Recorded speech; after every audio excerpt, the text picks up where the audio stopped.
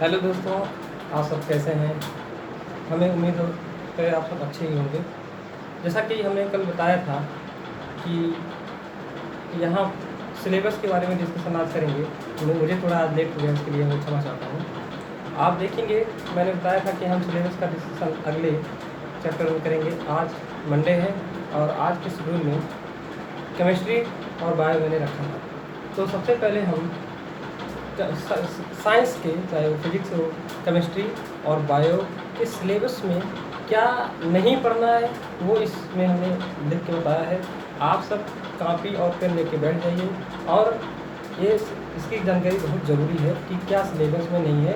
कोविड-19 के चलते हुए हमारे जो एचआरडी मिनिस्टर हैं 30% सिलेबस हर सब्जेक्ट में कम कर दिए हैं और उसमें से हमने आज साइंस, जो कि फिजिक्स, केमिस्ट्री, बायो, इन तीनों में क्या पूरे कोई चैप्टर नहीं कटा है। उस चैप्टर में कुछ उसके पॉइंट्स कटे हैं, पूरे के पूरे चैप्टर नहीं कटे हैं। तो ये भ्रम आज इस वीडियो में दूर करने वाले हैं। तो आइए सबसे पहले हम देखते हैं कि क्या क्या सिलेबस में कटा है।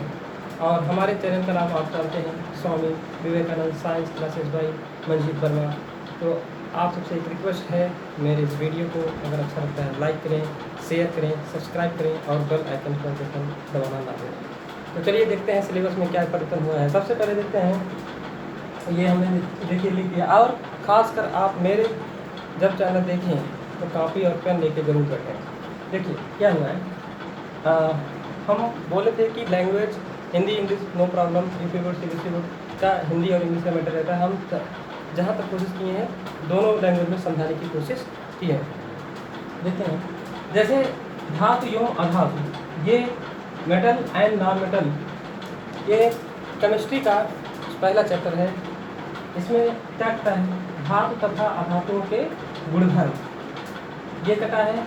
और आयनिक यौगिकों का निर्माण तथा गुणधर्म। हम आपको टाइम दे रहे हैं, कापी पेन लेके बैठ सकते हैं आराम से, मैं पढ़ के बता रहा हूँ।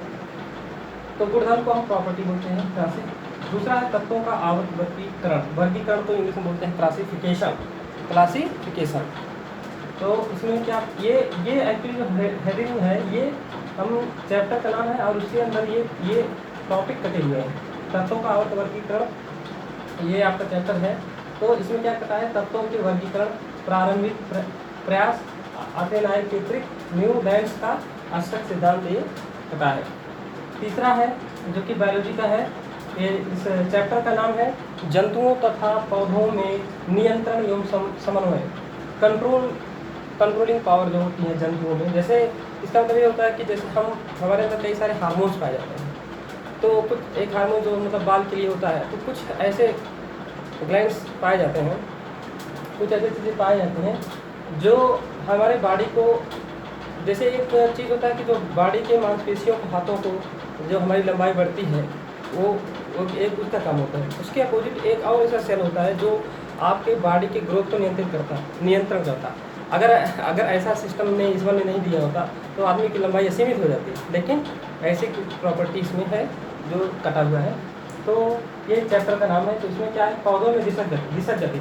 जैसे आप देखिए एक एक्सपेरिमेंट में एक कमरा लीजिए और उस कमरे में एक गुलाब का पौधा रखिए, है ना, किसी का, और आप देखेंगे सिर्फ प्रकाश आने नहीं, पूरा कमरा अंधकार में है और बाहर से सूर्य की जो है किरणें आ रही हैं। तो पौधा जब विकसित होगा, बड़ा होगा, तो जिधर वो सूर्य आ रहा होगा उसकी तरफ वो टिल्ट हो जाएगा। ये पौधों की दिशा के हिसाब से गत करती है। तो ये कटा है। हालांकि जो चीज़ कटा है उसको भी मैं इस अपने वीडियो में बता दूंगा, कोई हैरानी की बात नहीं है, वो समझ में आ जाएगा, ठीक है। और है पादप हार्मोनों का परिचय। जैसे ह्यूमन बॉडी के अंदर जैसे हार्मोन पाए जाते हैं, वैसे ही कहने का मतलब पौधों में भी हार्मोन पाए जाते हैं। ये अलग बात है, उसमें कुछ अलग हार्मोन होते हैं, हमारे अंदर अलग जो है हार्मोन होते हैं। हम बायोलॉजी में और इसमें डिटेल में डिस्कशन करेंगे। जैसे आदमी भी जीवित रहता है, पेड़ पौधे भी जीवित रहते हैं, उनके लिए अलग चीज़ ज़रूरत होती है। जैसे 5 तत्व उनको भी ज़रूरत है, जंतुओं को भी और आदमियों को भी, ठीक है।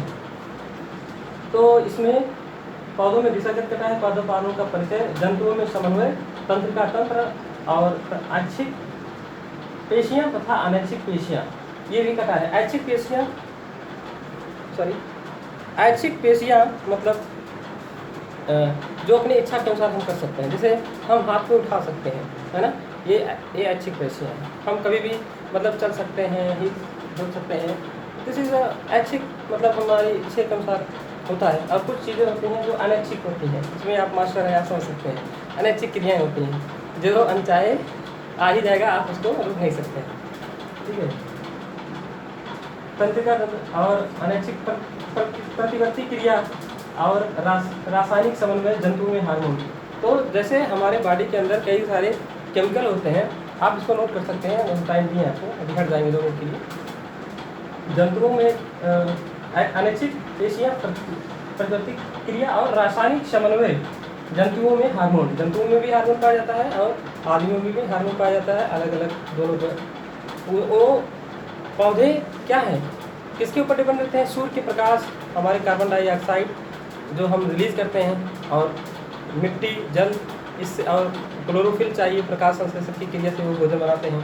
तो कह सकते हैं कि जो पौधे हैं वो एक तरह से कह सकते हैं स्वपोषी है, और आदमी और पौधा ही एक ऐसा पृथ्वी पर एक ही ऐसा वस्तु है जिस पर सभी लोग डिपेंड है। डायरेक्टली इनडायरेक्टली सभी लोग पौधों पर डिपेंड है। अगर पौधे नहीं रहेंगे तो ऑक्सीजन नहीं रहेगा, और जब ऑक्सीजन ही नहीं रहेगा तो आदमी या जंतु रह के ही क्या करेंगे, तो मर ही जाएंगे, ठीक है। आइए और आता है प्राकृतिक संसाधन। ये आपका प्राकृतिक संसाधन, ये फिजिक्स का ही है। तो इसमें क्या, ये चैप्टर का नाम है, इसमें क्या पता है, ऊर्जा के स्रोत में। जैसे ऊर्जा के स्रोत कई सारे होते हैं, जैसे ये फैन चल रहा है, हवा है, और थर्मल पावर है, ये सब एनर्जी तो है। जहाँ आप देखते हैं एनर्जी की डिफिनेशन क्या होता है, एनर्जी को ना तो क्रिएट किया जा सकता है, ना ही उसको उत्पन्न किया जा सकता है, ना ही नष्ट किया जा सकता है, ना ही मतलब उसको डिस्ट्रॉय बोलते हैं। इसी तरह से ये आपका ऊर्जा के स्रोत में बायोगैस है, ये नहीं सिलेबस में है। बायोगैस में आप जानते हैं गोबर का खाद से ही हम गैस बनाते हैं, इसको आप पढ़ सकते हैं, ठीक है। और प्राकृतिक संसाधन जो नेचुरल में हमें दिया है, नेचुरल ने हमने को जो गिफ्ट दिए हैं, वो इस चैप्टर का नाम है प्राकृतिक संसाधन। इसमें है ऊर्जा के स्रोत, बायोगैस, ये हो गया, सॉरी ये कटा है। और इसके बाद है हमारा पर्यावरण। हमारा पर्यावरण में पारितंत्र, ओजोन परत का अपक्षयन, ये कर दिया है। और प्रकाश जो लाइट, फिजिक्स का एक चैप्टर है, बहुत अच्छा चैप्टर है, इसको हम पूरा डिटेल में पढ़ाएंगे। जो कटा है इसको पहले सुन लीजिए, जो कटा है वो भी हम डील करेंगे, जो कटा है उसको भी डील करेंगे। आपकी इच्छा होगी लिख लीजिएगा। सिलेबस बहुत आराम से आपका 3 से 4 महीने में, लगभग 5 महीने में हम कवर कर देंगे आराम से। हमारे साथ विश्वास रखिए, बने रहिए। 5 महीने में आपका सभी सब्जेक्ट जितने हमने वादा किया है, 6 के 6 सब्जेक्ट हम Hindi, English, science, SST, math और ये साइंस सब डील करेंगे। आप हमारे साथ कर जुड़े रहिए। हमारा पर्यावरण में ये कटा है पारितंत्र, ओजोन परत का अपक्षयन। अच्छा, आप जानते हैं कि ओजोन परत दिन प्रतिदिन आप देखते हैं कि डेप्लेट हो जा रहा है। मतलब ऐसे मान लीजिए, एक आइडिया बता रहे हैं, जैसे मान लीजिए ओजोन परत तो बहुत बड़ा है, मेरे हाथ में नहीं है, तो इतना मोटी परत है, तो वो ऐसा नहीं हो उसमें छेद हो गया है। अगर छेद हो जाएगा, अगर उसमें छेद हो जाएगा, मतलब होल हो जाएगा, तो आदमी मर जाएगा। एक्सरे किरणें निकलती हैं जो त्वचा कैंसर रोग हो जाएगा। तो वो क्या हो रहा है, डेप्लेट हो रहा था बहुत पहले। हम बीटेक मैकेनिकल इंजीनियर हैं, तो मुझे अच्छी तरह से पता है, हम सबको पढ़ाया गया था कि ओजोन लेयर पहले आपके घर में अगर रेफ्रिजरेटर होगा तो उसमें बहुत पहले एक ऐसा रेफ्रिजरेंट यूज़ होता था, वो R32 शायद था, एग्जैक्टली याद नहीं है। तो वो जब साइंटिस्ट लोग रिसर्च करने लगे क्यों डेप्लेट हो रहा है ओजोन परत, तो उस रेफ्रिजरेंट को हटा के एक दूसरा, वो सॉरी CFC, क्लोरोफ्लोरोकार्बन पहले यूज़ होता था रेफ्रिजरेंट के रूप में। एक केमिकल रेफ्रिजरेंट है जो एसिंग पहले यूज़ होता था। तो जब वो इवेपोरेट होता था इन्वायरमेंट में, तो वो जो जाके ओजोन लेयर को डिप्लेट करता था, है ना। तो इसलिए गवर्नमेंट ने इस पर रोक लगा दिया। रेफ्रिजरेटर पर नहीं, इसके जो रेफ्रिजरेंट यूज़ हो रहा था उसके स्थान पर R32, उसको आप गूगल पर सर्च कर लीजिए, ये आपका होमवर्क है कि उसको क्या कहते हैं, R32 का क्या केमिकल नाम है, वो यूज़ होता है, उससे ओजोन लेयर डेप्लेट नहीं हो रहा। इसके बाद आप आते हैं प्रकाश फिजिक्स का एक बहुत ही ज़बरदस्त चैप्टर है। इसमें क्या टॉपिक कटा है, अपवर्तन, आवर्धन, लेंस की क्षमता, प्रकाश का प्रकीर्णन, दैनिक जीवन में इसका उपयोग। अपवर्तन जो कटा है, चलिए फिर भी इसके बारे में डिटेल हम डिस्कस कर लेते हैं। और ये कटा हुआ सिलेबस है जो, और जो पढ़ाना है तो बाकी है, लेकिन हम सब कवर कर देंगे। इसी आपको नॉलेज होना बहुत ज़रूरी है। अगर यहाँ आप कम पढ़ेंगे तो बाद में आपको कंपटीशन में बहुत दिक्कत होगी, इसलिए मैं कुछ भी नहीं छोड़ूंगा। हाँ, ये बता दिया, नोट कर लीजिए कि ये नहीं आएगा, इसलिए नोट करने के लिए आपको बोले हैं, आप नोट कर लीजिए। 10-15 मिनट का टाइम लिए, जैसे बोलते 10 मिनट फाइव हो ही गया, तो ही हो गया, तो आप इसको नोट कर लीजिए। प्रकाश, अपवर्तन, आवर्धन, लेंस की क्षमता, प्रकाश का प्रतिकरण, दैनिक जीवन में इसका उपयोग, ये सिलेबस में नहीं है। ये भारत सरकार के जो एक शिक्षा का विभाग होता है, MHRD, उनके द्वारा ये सिलेबस काटा गया ड्यू टू कोविड-19। तो जो कटा हुआ है वो भी हमने कवर कर देंगे, वो भी बता देंगे। आप उसको सिर्फ जान लीजिएगा, एक लिख लीजिएगा, मत पढ़िएगा बोर्ड पेपर में। लेकिन अभी टाइम है, उसके बारे में हम बता देंगे, आप नोट कर लीजिएगा 2 लाइन। तो हमारे जब चैनल पर बैठें तो कृपया पेन कापी लेके ही बैठें। कई जानकारी ऐसे हम बताएंगे। अब हर चीज़ तो हम यहाँ पर नहीं लिख सकते हैं, लेकिन जो मेन चीज़ें उसको लिखते हैं, और जो कुछ चीज़ें ऐसे बताएं अभी ओजोन के बारे में, या सब ये पौधों में क्या पाया जाता है, ये सब आप अपने नोट कर सकते हैं, ठीक है। तो अच्छा, एक चैप्टर अगर आप सब लोगों ने शायद इसको यहाँ से अगर नोट कर लिया हुआ, तो अभी एक चैप्टर और है जो कटा हुआ है, जो 30% सिलेबस में है अभी, मतलब साइंस में। अभी एक चैप्टर और है, मैं ऊपर थोड़ा रफ करता हूँ।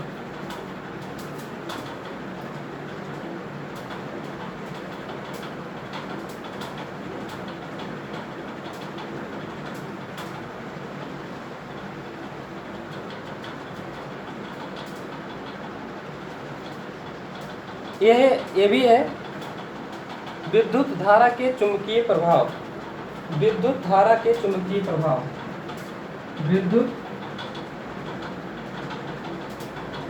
धारा के चुंबकीय प्रभाव, विद्युत धारा के चुंबकीय प्रभाव। ये चैप्टर का नाम है भाई साहब, ये चैप्टर का नाम है फिजिक्स का electromagnetic effect of electric current. Electromagnetic effect of effect of electric current, एक चुंबकीय प्रभाव है ना, इलेक्ट्रोमैग्नेटिक इफेक्ट, विद्युत धारा के चुंबकीय प्रभाव, ये चैप्टर का नाम है। इसमें क्या क्या कटा है, जो कटा है तो वो मैं दिखवा देता हूँ। डिस्ट धारा की क्या कटा है, इस टॉपिक क्या टॉपिक कटा है, डिस्ट धारा की तुलना में, डिस्ट धारा की तुलना में, डिस्ट धारा की तुलना में प्रत्यावर्ती धारा से लाभ, प्रत्यावर्ती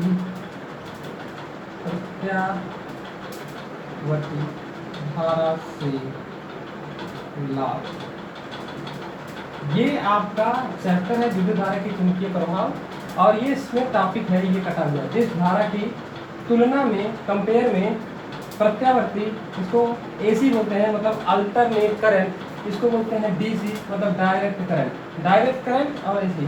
तो डिस्ट धारा की तुलना में प्रत्यावर्ती धारा से लाभ और घरेलू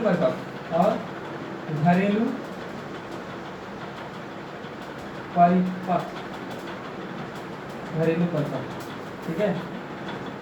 तो ये कटा है, ये तो बहुत छोटी बात है, इसमें कुछ है ही नहीं है। चलिए ये कटा है, आप प्लीज़ नोट कर लीजिए, प्लीज़ नोट कर लीजिए। ये जो हमने अभी तक जितना बताए हैं, ये जो पूरे साइंस था, फिजिक्स, केमिस्ट्री, बायो, जितना कटा था वो सब मैंने यहाँ पर बोर्ड पे लिखवा दिया है, बोल दिया है। और अगर आप कापी पेन लेके बैठे हैं तो प्लीज़ इसको नोट कर लीजिए। अच्छा, ये कटा है लेकिन फिर भी जान लीजिए, एक लाइन में 2 लाइन में आपको हम बता देते हैं। BTech mechanical engineer, I know very well कि डिस्ट धारा की तुलना में प्रत्यावर्ती धारा से क्या लाभ होता है। चलिए सुन लेते हैं, उसकी कहानी जान लेते हैं। एक्चुअली होता क्या है, जब आप कभी जहाँ पर थर्मल पावर प्लांट हो, बहुत बड़े प्लांट, जैसे हमारे यहाँ टांडा में एशिया का नंबर 2 पर थर्मल पावर प्लांट है, जो कि कोयला वो रॉ मटेरियल है, मतलब कोयला पिसता है, उस पर पेट्रोल डीजल छिड़का जाता है और बर्न होता है, और बॉयलर में पानी गर्म होकर गैस निकलता है और गैस टरबाइन पर जाता है, टरबाइन नाचता है, टरबाइन से पंप जो है कनेक्ट होता है और पंप पानी को ऊपर खींचता है, बॉयलर में जाता है, टरबाइन, फिर यहाँ कंडेंसर लगा होता है, फिर वो जो गैस रहता है पानी में कंडेंस होता है, फिर वो पंप को खींचता है। मतलब ये जनरेटर, ये आपका टरबाइन और जो आपका पंप है एक हिसाब से जुड़े होते हैं। जब ये नाचेगा तो वो भी नाचेगा। तो जब कोयला पिसता है बारीकी से तो पानी गर्म होता है, बॉयल होता है, गैस बनता है। जब गैस बनता है तो कहाँ गिरता है? टरबाइन पे गिरता है। टरबाइन नाचता है, टरबाइन के शाफ्ट पे ही पंप लगा होता है। पंप क्या करता है? पानी को खींचता है। तो फिर वो क्या होता है, जब टरबाइन नाचेगा फिर नीचे नीचे से वो गैस बन गया ना, फिर नीचे नीचे वो गैस हो गया। यहाँ कंडेंसर पर क्या करता है? कंडेंस करता है। मतलब कंडेंस करने जो संघनित, मतलब पानी, गैस को पानी में चेंज करता है, इसको कंडेंसेशन बोलते हैं। जो गैस को पानी में बदलता है उसको कंडेंसेशन बोलते हैं। और वो जो दोनों एक लिंक्स, दोनों एक साथ से जुड़े हुए हैं, टरबाइन और क्या आपका पंप क्या करता है? पानी को खींचता है। यही प्रोसेस चलता रहता है और वहाँ बिजली जो है, जब टरबाइन आता है उसको हम डायनेमो से कनेक्ट करते हैं और वहाँ बिजली बनता है। थर्मल पावर प्लांट में, बड़े प्लांट में कौन सा बिजली बनता है? AC बनता है। फिर उसको स्टेप अप ट्रांसफार्मर डालते हैं जो बहुत हाई हो जाता है, मतलब 110 वोल्ट का मतलब 100 गुना बढ़ जाता है। स्टेप अप ट्रांसफार्मर करते हैं। फिर इसको जाते हैं फीडबैक, कहीं जाता है, जैसे हमारा टांडा है तो वहाँ सुल्तानपुर गया है फीडबैक, फिर उसको वहाँ थोड़ा कम किया जाता है। हाँ, AC क्यों फ़ायदेमंद है DC से? कुछ मामले में अगर आप, क्योंकि AC को अगर बहुत लॉन्ग डिस्टेंस तक ले जाना है, जैसे मान लीजिए लखनऊ से आपके दिल्ली तक ले जाना है, जो ट्रांसफार्मर से बिजली बन रहा है, तो DC वहाँ तक जाएगा ही नहीं। AC ही एक ऐसा चीज़ है, AC में जो लॉस होता है समय के साथ, वो एनर्जी वो बहुत कम होता है। तो AC को बहुत ही लॉन्ग डिस्टेंस तक लिया जा सकता है, DC को बहुत दूर तक नहीं लिया जा सकता, ले जाया जा सकता है, सॉरी, AC को बहुत दूर तक ले जाया सकता है। तो जो थर्मल पावर प्लांट में है उसमें AC ही बनता है। AC लॉन्ग डिस्टेंस के लिए सुटेबल है। DC उतना दूर तक जाएगा नहीं, उसका H=I²RT बहुत तेज़ी से लॉस होगा।